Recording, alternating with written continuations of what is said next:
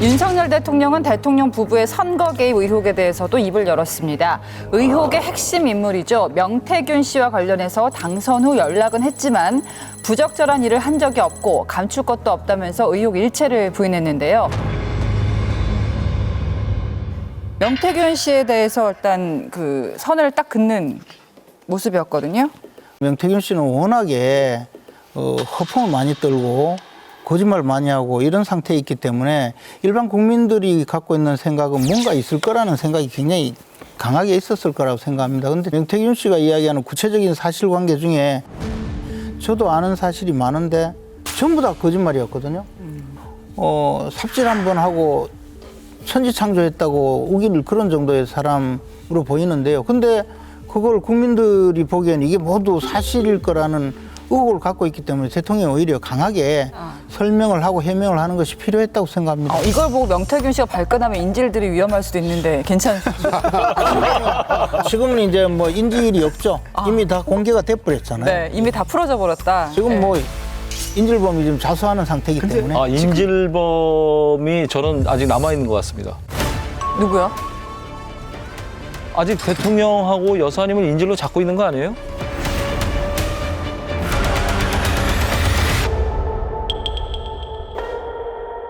문제는 뭐냐면 그 명태균하고 그 김건희 여사 또는 혹시 모르면 또 윤 대통령하고 서로 주고받은 문자 있지 않습니까? 아마 저는 본인들도 기억 못할 것 같아요. 본인들도 기억 못하고 명태균 씨가 뭘 들고 있는지 본인들도 모를 것 같습니다. 그런데 거기에 어떻게 보면 법적으로 문제 삼기 힘든다 할지라도 국민들이 딱 들어가 보면 이건 정치적으로 상당히 민감한 내용이 포함되어 있을 가능성이 분명히 있습니다. 명태균 씨가 8시간의 조사를 받고 창원지검 청사에서 걸어 나옵니다. 공천 개입 의혹이 불거진 뒤 첫 검찰 조사입니다. 거짓의 산. 이 산들이 하나씩 조사를 받으면서 무너질 거라고 생각합니다. 지난 대선 당시 윤석열 후보 여론조사 비용 2억 원을 지방선거 예비 후보들로부터 받았다는 의혹도 캐물었습니다. 명 씨는 모든 혐의를 부인했습니다. 돈의 흐름을 보면 이 사건은 금방 해결되는데 저는 단돈 1원도 저하가 받아본 게 없습니다. 명태균 씨랑 통화하시잖아요. 네. 예.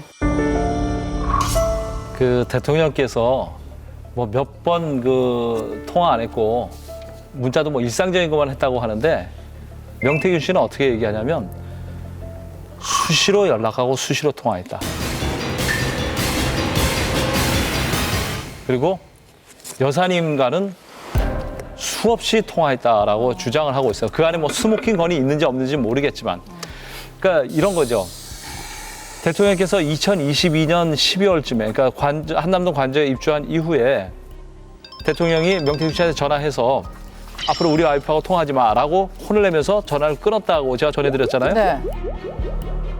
이게 다가 아니에요.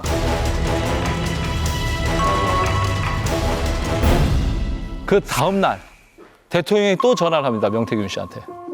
전화를 해서요. 사과를 해요. 대통령이. 예. 거기서 끝이 아니에요? 화를 내서 미안하다고. 그게 명태균 씨의 주장이에요. 근데 명태균 씨 주장을 마치 사실처럼 확실하게 이야기를 하시고 마지막에 주장이라고 이야기하면 제가 그 목소리 들려드릴까요?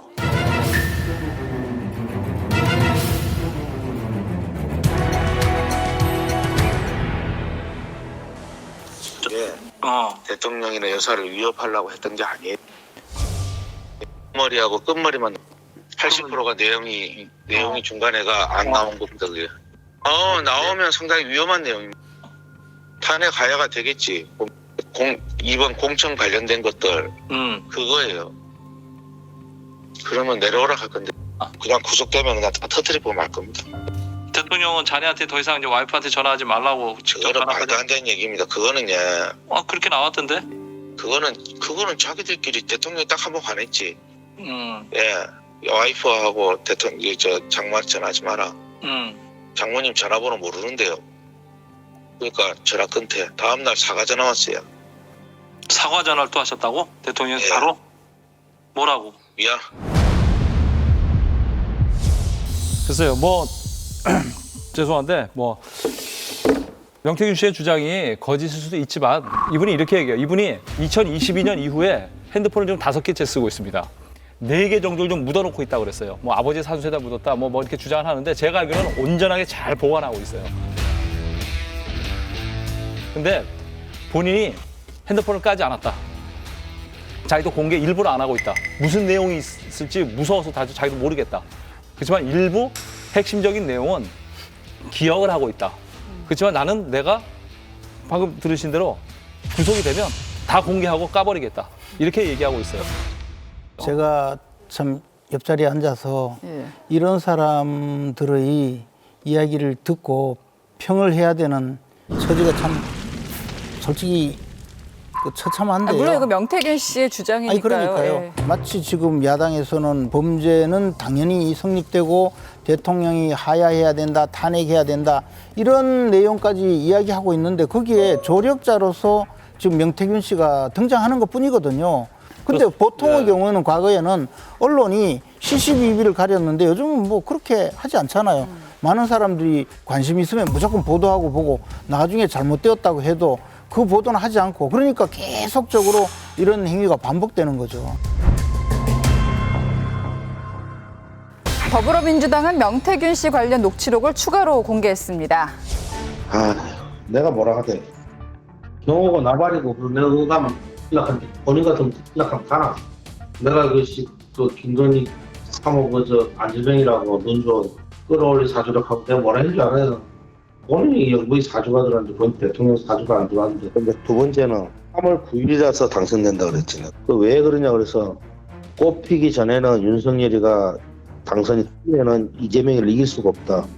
그래가 황 교수 전화 왔어요. 진짜 뭐 하루 이틀 지났으면 졌겠다 이랬어. 얘기했잖아요. 그 청와대 뒷산에 백악산은 좌로 대가리가 꺾여 있고 북한산은 오른쪽으로 꺾여 있다니까. 김정일 위원장 사무실에서 보니까 15층이니까 그 산 중턱에 있는 그 청와대 딱 잘 보이대. 이 명태균 씨가 갖고 있는 자료는 어떤 형태로든 결국 다 폭로가 되게 돼 있어요. 지금 명태균 씨가 갖고 있는 대부분의 자료는 민주당도 갖고 있는 것으로 민주당이 자꾸 공개하고 있잖아요. 뭐 수천 개 있다면서요. 그렇지 않습니다. 민주당이 갖고 있는 거 아니, 어찌됐든. 아주 지엽적인 거 몇 개뿐이에요. 아니 그건 알 수가 없죠. 민주당은 뭐 지금 3분의 1도 못 받고 지금도 계속하고 있다고 하니까. 그러니까 명태균 씨의 말에 무슨 놀라서 명태균 씨가 갖고 있는 범법 행위의 책임을 다해줄 수 있는 사람은 지금 아무도 없어요. 그냥 그 사법적 판단대로 그 처벌을 받아야 되면 처벌을 받아야 되는 명태균 씨가 대통령이나 뭐 정치인들하고 수없이 통화하고 녹취를 했지만 본인도 녹취를 많이 당하셨어요. 그게 지금 공개되고 있는 거예요. 이게 네. 명태균 씨를 둘러싸고 있는 인물들을 보면요. 예. 이런 아수라판이 없어요. 명태균 씨도 늘 녹음해서 지금 협박하고 있죠. 김영선 의원은 보면 자기를 공천에 주려고 했다고 해서 그것을 폭로해서 개혁신당의 비례대표를 얻으려고 했던 분이거든요. 명태균 씨 밑에서 일했다가 김영선 의원의 비서로 일했던 강혜경 씨도 온갖 녹음을 해서 지금 폭로하는 상황이고 또 명태균 씨의 운전기사로 일했던 사람 그분도 김영선 의원은 운전기사로 알려진 분인데 그분도 지금 녹음해서 폭로한다고 알려져 있잖아요. 명태균 씨와 관련된 사람들은요 전부 녹음을 해서 폭로하는 대한민국의 모든 저 아수라판을 벌이고 있어요. 저는 솔직히 이런 꼴은 처음 봤어요. 근데 더 주목해서 봐야 될 거는 정말로 엉터리인 사람이고 이랬는데 예. 어떻게 대통령 부인한테 접근할 수 있는 그런 위치를 확보했느냐. 그게 그냥 사기꾼이 그냥 엉터리인 사람이 아무나 접근할 수 있는 게 아니잖아요. 그래서 뭔가 있긴 있어요. 그다음에 통화 녹음 말이에요. 명태균 씨가 갖고 있는 게 있고 지금 민주당에서 갖고 있는 게 명태균 씨는 자기 기사가 이 대통령 통화 예. 내용을 기사가 재녹음한 걸로 얘기를 하는데 아니에요. 그럼 뭐예요? 다른 데서 온 거예요. 그래서 명태균 씨도 자기가 녹음당한 게 어디에 누구한테 녹음당했는지 지금 정확하지가 않아요. 바꿔 얘기하면은 명태균 씨가 평소에 대통령과의 관계를 과시하거나 주변에 얘기를 많이 들려주고 했다. 이런 일들이 그렇습니다. 빈번했다는 거죠. 그리고 또 하나는 대통령과 관련되지 않은 다른 내용의 뭐 녹취든 사진이든 폭로에도 지금 별로 주목을 받지 못해요. 자기 자신을 보호하려는 것 외에는 별 내용이 없는 거죠. 아니, 그렇지 않아요. 이거는 내가 보기엔 한국 정치사에서 희한하고 기괴하고 엄청난 사건이에요. 뭐냐면 대통령 부부하고만 관련된 게 아니야. 적어도 대통령 후보 국민의힘 경선 과정에서부터라고 봐야 돼요. 그래서 등장인물들이 지금 많잖아요. 일단 의혹의 수준이지만 경선 과정이 제가 보기에는 제대로 규명이 되고 만약에 공개가 된다면 경선 과정이 제가 보기엔 가장 핵심적인 네. 폭발력을 갖고 있는 사안이고 거기에 명태균이 있는 거예요. 방금 최재성 수석님이 그 분석하신 거에 깜짝 놀랐어요.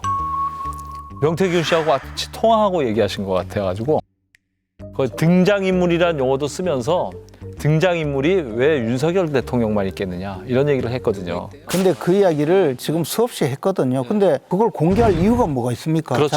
자기 보호에 도움이 안 되는데 네. 그렇잖아요. 그렇습니다. 명태균 씨의 주장이 저는 다 맞지 않다고 생각합니다. 김재원 최고위원의 말에 100% 동의해요. 근데 문제의 본질은 저는 그거라고 보는 게 아니라요. 대통령께서 공식적이지 않은 사람과 사적으로 실제로 육성이 나오고 있잖아요. 이제 남은 것 다 하나 남았습니다. 대통령 육성 나왔죠. 이제 명태균 씨와 김건희 여사와의 통화 내용이 나올 차례예요. 김건희 여사와의 통화 내용이 나올 차례예요. 이게 사실 여부가 뭐가 중요합니까? 국민들한테 이게 육성이 공개가 되면 국민들을 눈살 찌푸리게 하는 거잖아요. 그게 중요한 거지. 그 내용이 뭐가 중요합니까? 여러분, 여기를 눌러서 구독을 해주시면 강적들 컨텐츠를 빠르게 만나보실 수가 있습니다. 알람 설정도 잊지 말아주세요.